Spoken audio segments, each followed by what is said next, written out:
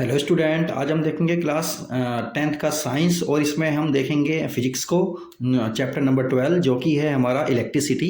तो हम इलेक्ट्रिसिटी वाले चैप्टर को देखने जा रहे हैं। तो देखिए अब से पहले वाले लेक्चर में हमने इसमें काफ़ी कुछ बातें की थी। तो आज हम इसमें देखेंगे कि रजिस्टिविटी क्या होती है। इससे पहले हमने बात की थी कि रजिस्टेंस पर कौन कौन से फैक्टर्स हैं जो कंडक्टर के डिपेंड करते हैं। तो आज हम देखेंगे रजिस्टिविटी क्या होती है। तो देखिए रजिस्टिविटी का क्या मतलब है। It has been found by experiment. Experiment के थ्रू हमें ये पाया गया कि the resistance of a given conductor is directly proportional to its length. मतलब रेजिस्टेंस लेंथ के डायरेक्टली प्रोपोर्शनल होता है। इसका मतलब क्या है, रेजिस्टेंस की अगर लेंथ बढ़ेगी हमारी कंडक्टर की तो हमारा रेजिस्टेंस भी क्या होगा, बढ़ता चला जाएगा। दूसरा है हमारा जो रेजिस्टेंस होता है वो एरिया के इन्वर्सली प्रोपोर्शनल होता है। इसका क्या मतलब है, अगर एरिया बढ़ेगा तो रेजिस्टेंस हमारा घट जाएगा। और एरिया बढ़ने का मतलब क्या है, जो वायर है ना, वायर की मोटाई बढ़ती चली जाएगी। वायर की मोटाई बढ़ेगी एरिया के बढ़ने पर, और अगर ऐसा होता है तो रेजिस्टेंस हमारा कम होता चला जाता है। इन दोनों को जब साथ में लेते हैं, इनका कॉम्बिनेशन करते हैं, तो आर प्रोपोर्शनल हुआ एल अपॉन ए के। और प्रोपोर्शनलिटी साइन हटाने के लिए क्या करते हैं, हम इक्वल का साइन लेकर आते हैं और एक कांस्टेंट लेकर आते हैं। यहाँ कांस्टेंट है हमारा रो, ये जो पी की तरह बना हुआ है, इस कांस्टेंट को हम क्या बोलते हैं, रो बोलते हैं। और इसी के बारे में हम बात कर रहे हैं जिसे हम रजिस्टिविटी कहते हैं। तो चलिए अब हम इसको आगे देखते हैं। तो देखिए हमारी रजिस्टिविटी, इसको हम डिफाइन करते हैं। तो रजिस्टिविटी क्या है, ये एक प्रॉपर्टी होती है। किसकी प्रॉपर्टी है, ये मटेरियल की प्रॉपर्टी होती है। और मटेरियल के बदलने पर ये बदल जाती है, लेकिन एक ही मटेरियल के होने पर उसकी लेंथ को कम या ज़्यादा करने पर या एरिया को कम या ज़्यादा करने पर रजिस्टिविटी चेंज नहीं होती, लेकिन रेजिस्टेंस चेंज हो जाता है। तो इसको रजिस्टिविटी हम बोलते हैं। तो न्यूमेरिकली हम इसे देख सकते हैं, the resistivity of a substance is numerically equal to the resistance of a rod. Rod के रेजिस्टेंस के इक्वल होता है of that substance which is 1 metre long and 1 square metre in cross section. मतलब अगर यहाँ पर हम इस वाले फॉर्मूले में ए की वैल्यू को, एल की वैल्यू को 1 रख दें, ए की वैल्यू को हमने 1 रख दिया, एल की वैल्यू को 1 रख दिया, तो ये रजिस्टिविटी आर के इक्वल आ जाती है। तो ये बात समझ में आई हमारी। और रजिस्टिविटी का इसी से फॉर्मूला हम फाइंड आउट कर लेंगे। रजिस्टिविटी का फॉर्मूला हमारा ये हो जाएगा, रो इक्वल होगा आर ए अपॉन एल। तो रजिस्टिविटी जो होती है हमारी, रजिस्टिविटी की जो यूनिट होती है उसके बारे में हम देख लेते हैं। रजिस्टिविटी की जो यूनिट होती है हमारी, होती है ओम metre.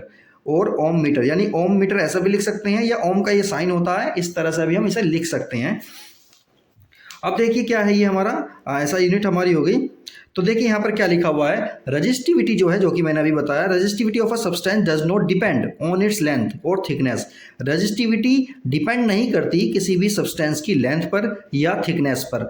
It depends on the nature of the substance and temperature. ये टेम्परेचर पर डिपेंड करती है, और किस पर डिपेंड करती है, नेचर ऑफ द सब्सटेंस, यानी कि कौन सा सब्सटेंस हमारा लिया गया है उस चीज़ पर ये डिपेंड करती है। तो ये क्या होती है, एक प्रॉपर्टी होती है। किसकी प्रॉपर्टी, मटेरियल की प्रॉपर्टी होती है। अब हम एक छोटा सा ये टेबल देख रहे हैं कंडक्टर्स के लिए। ये कंडक्टर हैं हमारे, और ये क्या है हमारा, मटेरियल के नाम है, और ये रजिस्टिविटी है। तो जिसकी रजिस्टिविटी ज़्यादा होगी उसकी जो कंडक्टिविटी है वो कम होगी। तो ध्यान से देखिए, सबसे पहला हमारा सिल्वर। सिल्वर की रजिस्टिविटी है 1.60 इंटू 10⁻⁸ ओम मीटर। दूसरा है हमारा कॉपर। कॉपर की है 1.69 इंटू 10⁻⁸ ओम मीटर। अब इन दोनों में फ़र्क देखिए, रजिस्टिविटी इन दोनों में कॉपर की ज़्यादा है, इसका मतलब कॉपर की कंडक्टिविटी सिल्वर के कंपेयर में कम है, और सिल्वर की जो कंडक्टिविटी है वो ज़्यादा होती है। इसी तरह से ये पूरी की पूरी हमें टेबल दी हुई है। और देखिए ये अलॉयज़ हैं हमारे। अलॉयज़ की जो ये है हमारी मैंगानीन हो गया हमारा 44 इंटू 10⁻⁸ ओम मीटर। इसी तरह से ये हो गए हमारे नाइक्रोम वगैरह हो गए। फिर सेमीकंडक्टर के बारे में इन्होंने थोड़ा सा दिया हुआ है, जर्मेनियम। और ये हो गया हमारा सिलिकॉन। इनकी देखिए बहुत ज़्यादा होती है, 0.6 होती है, और उनकी 10⁻⁸ में है, तो वो तो बहुत कम हो गई। कंडक्टर्स जो होते हैं ना हमारे, इनकी जो रजिस्टिविटी होती है बहुत कम होती है। सेमीकंडक्टर की ज़्यादा होती है, और इंसुलेटर्स की तो बहुत ज़्यादा होती है। देखिए ग्लास की कितनी दे रखी है, 10⁻10 से 10⁻14 ओम मीटर तक दे रखी है, यानी बहुत ज़्यादा होती है। इसलिए क्या होते हैं ये कंडक्टर नहीं होते, मतलब ये इनके अंदर करंट फ्लो इसलिए नहीं होता क्योंकि इनकी रजिस्टिविटी क्या होती है, बहुत ज़्यादा होती है। तो चलिए अब हम आगे देखते हैं। इससे रिलेटेड देखिए इन्होंने क्वेश्चन वगैरह दिए हुए हैं, तो क्वेश्चन वगैरह तो हम बाद में देखेंगे। अब पहले हम आगे देखते हैं। अब सबसे पहले हम देखिए रेजिस्टेंस के बारे में देख लेते हैं। ये हो गया, देखिए रेजिस्टेंस हमारे कुछ इस तरह से नज़र आते हैं। हमने देखा होगा जो हमारे सर्किट डायग्राम होते हैं, तो उनमें इस तरह के रेजिस्टेंस आपको देखने को ज़रूर मिल जाएंगे। चाहे वो इलेक्ट्रॉनिक डिवाइस कुछ भी हो, जैसा मोबाइल हो गया, मोबाइल की जो प्लेट होती है उस पर देख सकते हैं आप, रेडियो की प्लेट पर देख सकते हैं, या कोई भी हमारा इंस्ट्रूमेंट है उसकी जब हम अंदर की प्लेट देखते हैं, मदरबोर्ड वगैरह टाइप में देखते हैं, तो उसमें ये रेजिस्टेंस हमारे इस तरह के नज़र हमें आ जाएंगे। तो अब हम क्या कर रहे हैं, कॉम्बिनेशन ऑफ रेजिस्टेंसेज, रजिस्टेंस का कॉम्बिनेशन और रजिस्टर, रजिस्टर या रेजिस्टेंस फिलहाल ऐसा मान के चलते हैं एक ही बात होती है, ऐसा मान के चलते हैं। तो क्या है देखिए, ये रजिस्टर तो हमारा क्या होता है, रजिस्टर तो एक डिवाइस हो गई ऐसा समझ लीजिए हैं, और रजिस्टेंस क्या है, प्रॉपर्टी हो गई। तो चलिए ठीक है, अब हम क्या कर रहे हैं, रजिस्टेंस या रजिस्टर इनको हम कंबाइन करेंगे, मतलब दो से एक से ज़्यादा को हम इस्तेमाल करेंगे। उन्हें हम दो तरह से इस्तेमाल कर सकते हैं। एक को देखिए हम सीरीज में यूज़ कर सकते हैं और एक को हम पैरेलल में यूज़ कर सकते हैं। तो देखिए सीरीज में कैसा यूज़ करते हैं, देखिए एक का एंड दूसरे के फर्स्ट वाले से जोड़ देते हैं, दूसरे का एंड तीसरे वाले के फर्स्ट से जोड़ देते हैं, और इस तरह से सीरीज में एक ही लाइन में ये जुड़ते चले जाते हैं, R1 R2 R3 इस तरह से जुड़ते चले जाते हैं। तो इस तरह के कॉम्बिनेशन को हम क्या बोलते हैं, सीरीज कॉम्बिनेशन बोलते हैं। और दूसरे तरीके का जो कॉम्बिनेशन होता है उसे बोलते हैं पैरेलल कॉम्बिनेशन। पैरेलल में क्या होता है, एक ही पॉइंट पर सारे रेजिस्टेंस को लगा देते हैं, एक यानी कि इस पॉइंट पर इसका पहला फर्स्ट वाला एंड जो है, इसका और जितने भी होंगे सबका फर्स्ट एंड एक ही पॉइंट से जोड़ देते हैं, और इनका सेकंड एंड, सभी का सेकंड एंड दूसरे एक ही सिंगल पॉइंट से जोड़ देते हैं। तो इस तरह के कॉम्बिनेशन को हम क्या कहते हैं, पैरेलल कॉम्बिनेशन कहते हैं। तो इस तरह से हमारे समझ में आया। तो देखिए यहाँ पर लिख भी रहा है कि when two or more resistances are connected end to end consecutively they are said to be connected in series. मतलब एक का एंड दूसरे के फर्स्ट वाले एंड से जुड़ा हुआ हो, तो इस तरह का जो कॉम्बिनेशन होता है उसे सीरीज वाला बोलते हैं। और दूसरा क्या है, when two or more resistances are connected between the same two points, यानी कि बिटवीन सेम टू पॉइंट्स के बीच में सारे के सारे एक साथ जुड़े हुए हों, तो इस तरह का कॉम्बिनेशन क्या कहलाता है, हमारा पैरेलल कॉम्बिनेशन कहलाता है। तो इनका हम रिजल्ट देखते हैं कि किस तरह से होता है। यानी अगर हम इन्हें सीरीज में जोड़ते हैं, 2 4 5 रेजिस्टेंस को हमने जोड़ दिया तो टोटल कितना आएगा। इसी तरह से जब हमने पैरेलल जोड़ दिया है तो उनका टोटल कितना आएगा, उस सबको हम देखते हैं।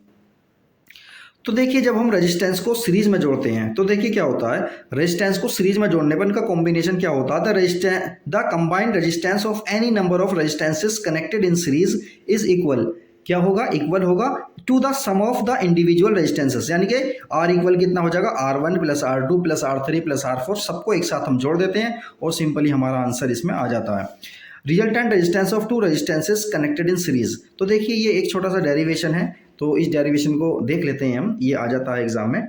तो देखिए इसमें क्या दिया हुआ है, हमारे पास ये दो रेजिस्टेंस है R1 R2, और ये A B C ये पॉइंट है हमारा, और यहाँ पर ये बैटरी लगी हुई है हमारी, V वोल्ट्स की बैटरी लगी हुई है, प्लस का साइन यहाँ है, माइनस का साइन यहाँ है। और ये जो रेजिस्टेंस है हमारे, तो देखिए जब रेजिस्टेंस हमारे सीरीज में होते हैं ना, तो रेजिस्टेंस सीरीज में होते हैं तो सब में करंट कैसी होती है, एक ही टाइप की करंट फ्लो करती है। लेकिन इसका पोटेंशियल V1 होगा, इसका पोटेंशियल V2 होगा, इनका टोटल V हमने V मान लिया है, टोटल रेजिस्टेंस R मान लिया है। तो अब हम देखते हैं इसमें किस तरह से होगा।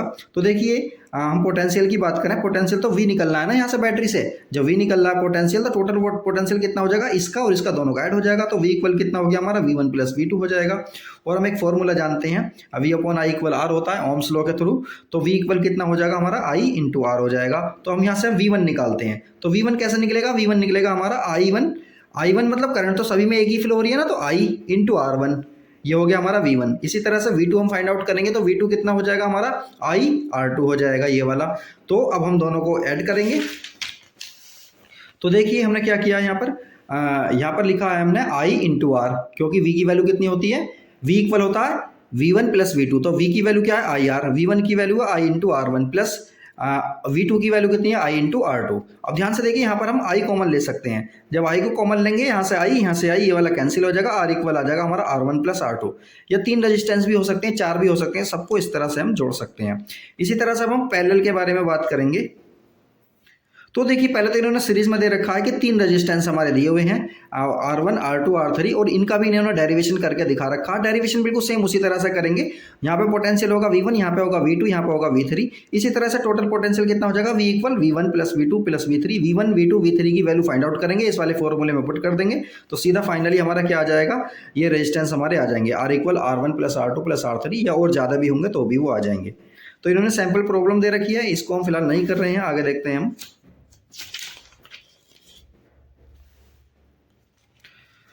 तो नेक्स्ट है हमारा रेजिस्टेंस।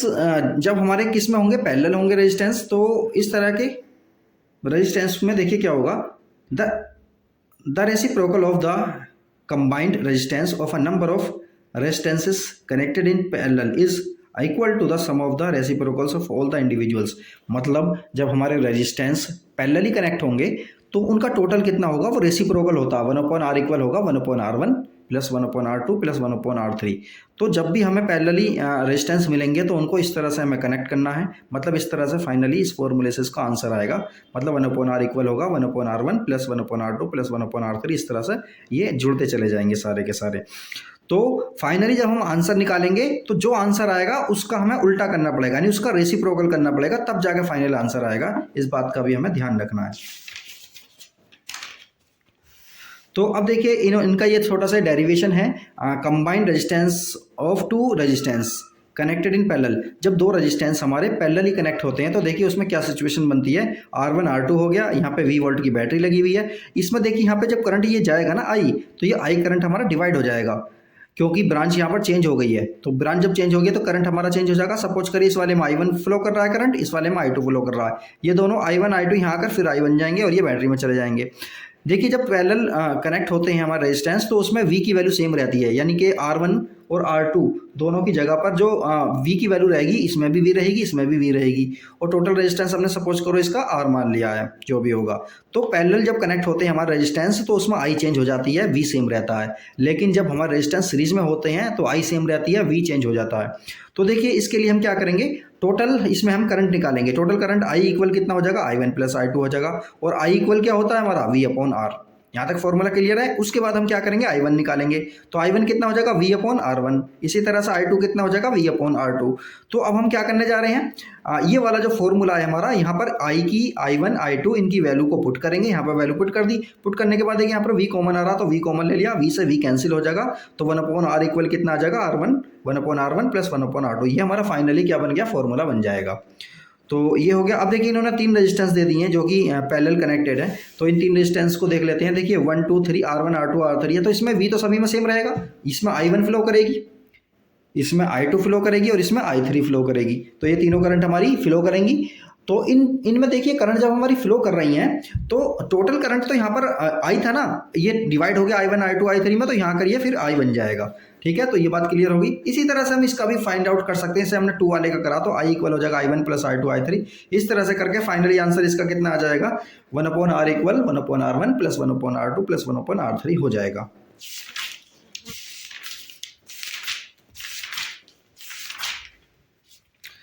चलिए अब हम देखते हैं डोमेस्टिक इलेक्ट्रिक सर्किट सीरीज और पैरेलल। जो डोमेस्टिक यानी हमारे घरों के जो सर्किट बने हुए होते हैं उनमें जो सभी में करंट फ्लो होती है, क्या वो सीरीज में होती है या फिर वो पैरेलल होती है, तो उसके बारे में हम थोड़ा सा डिस्कस कर लेते हैं।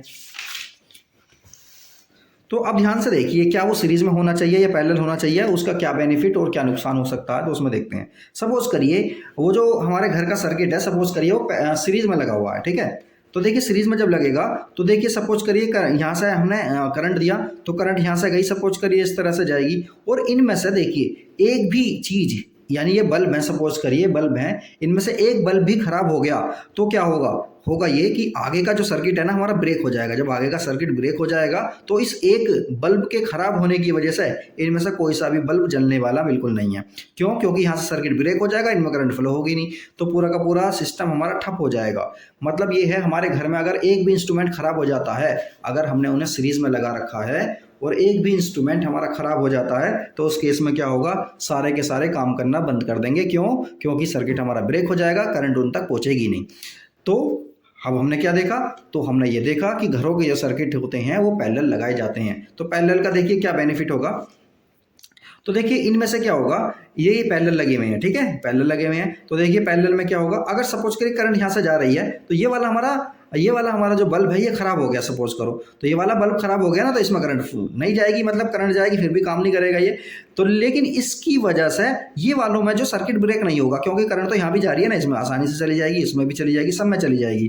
तो इसलिए जो हमारे घरों के सर्किट होते हैं वो पैरेलल लगाए जाते हैं, सीरीज में नहीं लगाए जाते। तो चलिए अब आगे देखते हैं। इन्होंने कुछ एडवांटेजेस और डिसएडवांटेजेस दी हुई हैं। Disadvantages of series circuits for domestic wiring. Domestic wire जो होते हैं यानी हमारे घरों की जो वायरिंग होती है उसमें सीरीज में अगर हम उन्हें लगाएंगे तो क्या नुकसान हमारे हो सकते हैं वो सब हम देखते हैं। इन series circuit if one electrical appliance stop working, अगर कोई भी एक अप्लायंस यानी कि कोई भी एक इंस्ट्रूमेंट घर का काम करना अगर बंद कर दे ड्यू टू सम डिफेक्ट यानी किसी भी डिफेक्ट की वजह से, तो क्या होगा, then all other appliances also stop working, तो सारे के सारे काम करना बंद कर देंगे। क्यों? क्योंकि सर्किट का ब्रेक हो जाएगा, सर्किट ब्रेक हो जाएगा तो करंट आगे पहुंचेगा नहीं। सेकंड क्या है इसमें, in series circuit all the electrical appliances have only one switch due to which they cannot be turned on off separately. मतलब क्या है, ऐसे केस में क्या होगा, ऐसे केस में ये होगा सीरीज में सभी का जो स्विच होगा वो एक ही सिंगल स्विच होगा, यानी कि अगर हमने स्विच को ऑन कर दिया तो हमारे जितने भी इंस्ट्रूमेंट है सब एक साथ काम करना शुरू कर देंगे, और अगर हमने स्विच बंद कर दिया तो सभी के सभी एक साथ काम करना बंद कर देंगे। ये इसमें एक प्रॉब्लम होती है, क्योंकि हमें सपोज करिए हमें पंखा बंद करना है, टीवी चलाना है, लेकिन अगर हमने स्विच बंद कर दिया तो दोनों बंद हो जाएंगे और स्विच को ऑन किया तो दोनों चल जाएंगे। तो ये सीरीज वाले में ये प्रॉब्लम होती है। आगे देखिए, in series circuit the appliances do not get the same voltage as that of the power supply line. तो देखिए इस केस में क्या होगा, सीरीज वाले केस में हमने देखा था कि इनका सभी का पोटेंशियल सेम नहीं रहेगा, सभी का पोटेंशियल क्या हो जाएगा, चेंज हो जाएगा। तो ये भी एक प्रॉब्लम वाली बात है। In series connection of electrical appliances the overall resistance of the circuit increase too much due to which the current from the power supply is low. तो देखिए इस केस में क्या होता है, सीरीज वाले केस में क्या होगा, इसमें जो है रेजिस्टेंस सभी का बहुत ज़्यादा बढ़ जाएगा। अगर सब सीरीज में है तो रेजिस्टेंस बहुत ज़्यादा बढ़ जाएगा, क्योंकि हमने देखा था अभी जब सीरीज में हमारे रेजिस्टेंस होते हैं तो कैसे जुड़ते हैं, R = R1 + R2 + R3, यानी कि बहुत ज़्यादा हो जाएगा। अब जब बहुत ज़्यादा हो जाएगा तो क्या होगा, उसमें करंट कम हो जाएगा। तो ये वाली भी एक इसमें प्रॉब्लम है। अब देखिए, अब हम देखते हैं एडवांटेजेस ऑफ पैरेलल अगर हम अपने डोमेस्टिक वायरिंग करते हैं, अपने घरों में वायरिंग पैरेलल वाली करते हैं तो देखिए उसके क्या फ़ायदे हो सकते हैं। इन parallel circuit if one electrical appliance stop working, अगर एक अप्लायंस काम करना बंद कर दे, एक इंस्ट्रूमेंट काम करना बंद कर दे, तो क्या होगा, सारे के सारे काम करते रहेंगे उसको छोड़कर। दूसरा क्या है, in parallel circuits each electrical appliance has its own switch, सभी का अपना अपना स्विच होगा, जिसे चाहे बंद कर सकते हैं, जिसे चाहे ऑन कर सकते हैं। तो ये भी एक इसमें एडवांटेज है। नेक्स्ट हमारा in parallel circuit each circuit appliances gets the same voltage, तो सभी में वोल्टेज कैसा आएगा, सेम आएगा। तो ये भी एक इसमें बेनिफिट हो गया। In the parallel connection of electrical appliances the overall resistance of the house hold circuit is reduce. देखिए जब पैरेलल होगा तो पैरेलल रेजिस्टेंस किस तरह से ऐड होते हैं, 1/R इक्वल करके होते हैं। तो 1/R इक्वल करके होते हैं तो रेजिस्टेंस हमारा कम हो जाएगा। तो जब रेजिस्टेंस कम हो जाएगा तो करंट को हम आसानी के साथ ज़्यादा से ज़्यादा पहुँचा सकते हैं। तो ये इसके फायदे हुए, ये लिखे जा सकते हैं, नोट्स बनाए जा सकते हैं इसके आसानी के साथ। नेक्स्ट है हमारा, देखिए इलेक्ट्रिक पावर क्या होती है। देखिए इसकी डेफिनेशन बार बार पूछी जाती है, इसका फॉर्मूला हमें पता होना चाहिए और उस पर न्यूमेरिकल भी बनते हैं।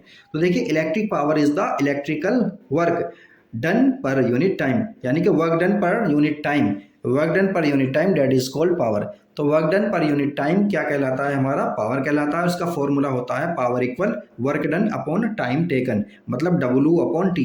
पावर को P से रिप्रेजेंट करते हैं, वर्क डन को W से और टाइम टेकन को T से रिप्रेजेंट करते हैं। अब हम इसकी यूनिट के बारे में बात कर लेते हैं। इसकी जो यूनिट होती है ना हमारी, इसकी यूनिट होती है हमारी वाट होती है, ऐसा समझो वाट होती है, या ऐसा भी बोल सकते हैं जूल पर सेकंड। देखिए वर्क डन को किससे रिप्रेजेंट करते हैं, इसकी यूनिट क्या होती है, जूल, और टाइम को सेकंड, तो जूल पर सेकंड इसकी यूनिट हुई, या वाट भी बोल देते हैं। इसकी यूनिट क्या होती है, WA/T वाट इसकी यूनिट होती है।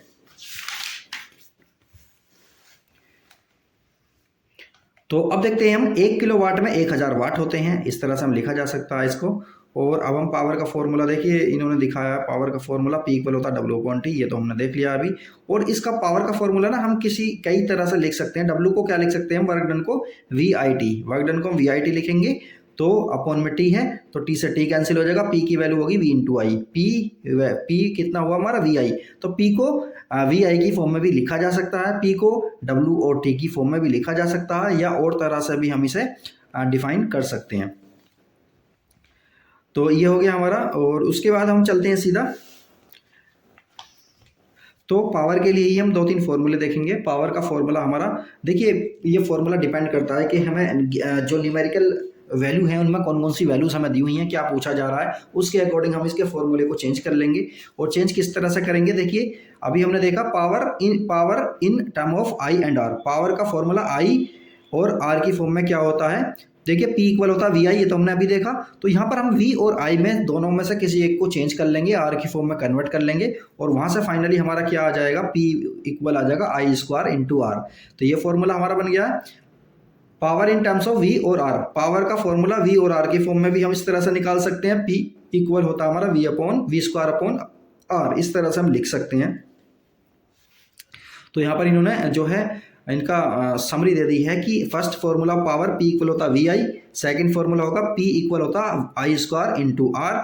इसी तरह से जो है हमारा और भी फॉर्मूला है हमारा इसका, तो पावर का फॉर्मूला हमारा तीसरा वाला हो गया P equal V square upon R, इस तरह से हम लिखा जा सकता है। तो देखिए इस तरह से इस पे जो हमारी पावर कितनी है किसी भी इंस्ट्रूमेंट की उस पर लिखा रहता है। तो यहाँ पे एक छोटी सी टेबल दी हुई है, इसको हम हल्का सा देख लेते हैं और कुछ नहीं देखना हमें इसमें। देखो ट्यूबलाइट जो होती है उस पर लिखा रहता है 40 वाट, 10 वाट, 12 वाट, कुछ भी हो सकता है। तो इलेक्ट्रिक बल्ब 60 वाट का होता है और जो है रेडियो सेट, ये सारे के सारे इन्होंने दे रखे हैं। जैसा वॉशिंग मशीन हमारी 3000 वाट पे काम कर रही है और ये सभी का जो वोल्टेज रहेगा यूजुअल कितना रहता है 220 रहता है, वो करंट सभी में वेरी करेगी, कम या ज़्यादा करंट हमारी हो सकती है। तो देखिए इस पर इन्होंने न्यूमेरिकल वगैरह भी दे रखे हैं, जैसे what will be the current drawn by an electric bulb of 40 वाट। 40 वाट दे दिया, इसका मतलब P की वैल्यू हमें दे दी है when it is connected to a source of 220 volt. तो ये V की वैल्यू दे दी हमें, ये P की वैल्यू दे दी है, V और P की वैल्यू दे दी है, I पूछा जा रहा है। तो फॉर्मूला क्या बनना चाहिए, P इक्वल V इंटू आई। तो यहाँ से हम I फाइंड आउट करेंगे, तो I क्या हो जाएगा हमारा, I हो जाएगा P अपॉन V। I क्या हो गया हमारा P अपॉन V, P और V दोनों की वैल्यू पुट करेंगे और फाइनली आंसर निकालेंगे, ये आ जाएगा हमारा फाइनली आंसर। तो इस तरह से हम क्वेश्चन कर सकते हैं, बहुत ईजी होते हैं, कैलकुलेशन भी बहुत ज़्यादा नहीं होती है इनमें। तो चलिए आपने ये मीटर तो देखा होगा, हम सभी के घरों के बाहर ये मीटर लगा हुआ होता है और इसमें रीडिंग कैसे चेक की जाती हैं। देखिए उसमें बहुत सारी चीज़ें आती हैं, तो हमें अपनी रीडिंग को कैसे पहचानना है कि हमारी रीडिंग कितनी यूनिट हुई है। तो देखिए जिसमें लिखा रहे लास्ट में KWH, वो हमारी यूनिट होती है। जिसमें क्या लिखा रहे KWH लिखा रहता है, वो हमारी यूनिट होती है। और यूनिट के बारे में हम बात करते हैं, देखिए यूनिट्स के थ्रू ही हमारे क्या है, बिजली के बिल बनते हैं और हमारे बिल आते हैं उसी के अकॉर्डिंग। कहीं पे 5 रुपये होती है, कहीं पे 10 रुपये होती है, कितनी भी हो सकती है। यूनिट पर यूनिट जो है उसका चार्ज होता है, जैसे हमारी 200 यूनिट आई और 5 रुपये के हिसाब से कितना हो गया, 1000 हो गया। इस तरह से मतलब हमारी यूनिट हमारी होती हैं और इस तरह से हम यूनिट को चेक करते हैं।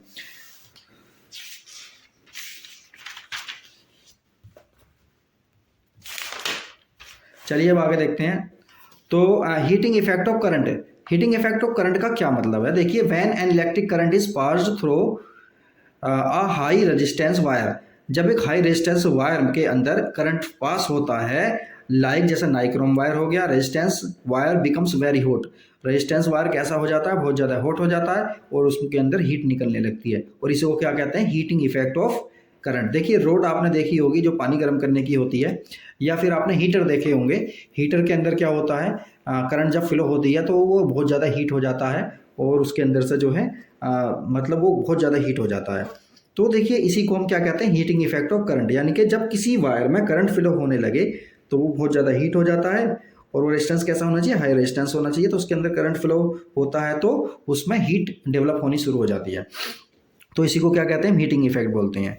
तो इसी का देखते हैं हम आगे को।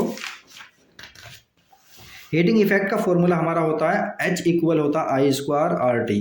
तो हीटिंग इफेक्ट का ये फॉर्मूला है हमारा H इक्वल आई स्क्वायर आर टी, और इसे अलग अलग फॉर्म में हम कन्वर्ट कर सकते हैं आर की आई की वैल्यू को चेंज करते हुए। तो ये तो हो गया हमारा फाइनली। उसके बाद हम देखते हैं अप्लायंसेस ऑफ हीटिंग इफेक्ट, यानी कि applications of the heating effect of current. Current जो होता है ना हमारा, वो हीटिंग इफेक्ट वाला जो है, यानी कि कौन कौन सी चीज़ें ऐसी हैं जो एप्लीकेशन पर बेस्ड है, कौन से एप्लीकेशन पर बेस्ड है, हीटिंग इफेक्ट ऑफ करंट पर। देखिए पहला क्या है हमारा, the heating effect of current is utilised in the working of electrical heating appliances such as, जैसे इलेक्ट्रिक आयरन, यानी हमारी जो आयरन होती है, प्रेस होती है, वो भी हीटिंग इफेक्ट पर ही काम करती है। यानी जब वो हीट होती है तभी हम प्रेस करते हैं और हमारे कपड़े ठीक होते हैं। इलेक्ट्रिक केटल मतलब पानी गर्म करने की जो केटल होती है वो भी इसी पर काम करती है, इसी एप्लीकेशन पर काम करती है। इलेक्ट्रिक टोस्टर हो गया, इलेक्ट्रिक ओवन हो गया, रूम हीटर वगैरह, ये सारे की सारी चीज़ें क्या हैं, इसी एप्लीकेशन पर बेस्ड हैं, इसी एप्लीकेशन पर वो काम करती हैं।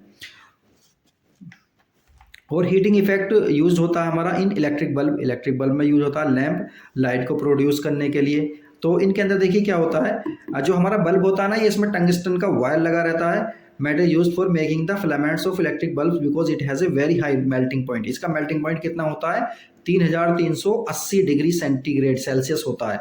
इसका मेल्टिंग पॉइंट बहुत ज़्यादा होने की वजह से क्या होता है, इस वायर को, टंगस्टन के वायर को हम बल्ब में यूज़ करते हैं। आपने देखा भी होगा इस तरह के बल्ब पहले बहुत आते थे, अब तो बहुत कम होते हैं। तो इनके अंदर ये टंगस्टन का वायर लगा रहता है और इससे हमारी जो है रोशनी होती है, उजाला होता है। इसी तरह से देखिए, आपने देखा होगा, ये देखा होगा आपने, ये क्या चीज़ है, ये एक फ्यूज होता है।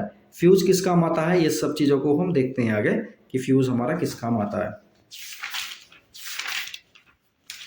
तो देखिए फ्यूज के बारे में हम बात कर लेते हैं। फ्यूज हमारा किस काम आता है। देखिए घरों के अंदर हमारे क्या होता है, जो हमारा मेन जो वो होता है ना, जहाँ से हमारे मीटर के तार हमारे अंदर घरों में आते हैं, मेन सप्लाई, वहाँ पर हम क्या लगा देते हैं, एक फ्यूज़ लगा देते हैं। अब तो MCB वगैरह का यूज़ करते हैं, पहले फ्यूज़ वगैरह लगे होते थे। तो फ्यूज़ का काम क्या होता है, देखिए इसमें एक बहुत छोटा सा वायर है जिसका रजिस्टेंस कम होता है। और देखिए इसमें क्या होता है, जैसे इसमें करंट फ्लो होगा, जैसे इसमें हाई रेजिस्टेंस मतलब हाई करंट फ्लो हो जाए, कभी कभी ऐसा होता है ना, बाहर से बहुत ज़्यादा हाई वोल्टेज वाले करंट आ जाते हैं, तो क्या होता है, हमारे घर के सारे इंस्ट्रूमेंट एक साथ फूक जाते हैं। तो होता क्या है, जैसे ही इसमें करंट ज़्यादा आया तो ये क्या होगा, ये वाला जो मेल्ट हो जाएगा। जब ये मेल्ट हो जाएगा तो क्या होगा, ये सर्किट को ब्रेक कर देगा। सर्किट को ब्रेक कर देगा तो करंट यहाँ से यहाँ पास नहीं कर पाएगी। तो इससे क्या होगा, हमारे घर के जो इंस्ट्रूमेंट होते हैं वो सारे के सारे बच जाते हैं, वो जलते नहीं हैं, वो फूकते नहीं हैं, मतलब वो ठीक रहते हैं, काम सही करते हैं वो। तो अब देखिए नेक्स्ट चैप्टर है हमारा, वो हम बाद में देखेंगे, जो कि है हमारा magnetic effect of electric current. इस चैप्टर को भी हम जल्दी ही कवर करेंगे, तो वीडियो को देखते रहें।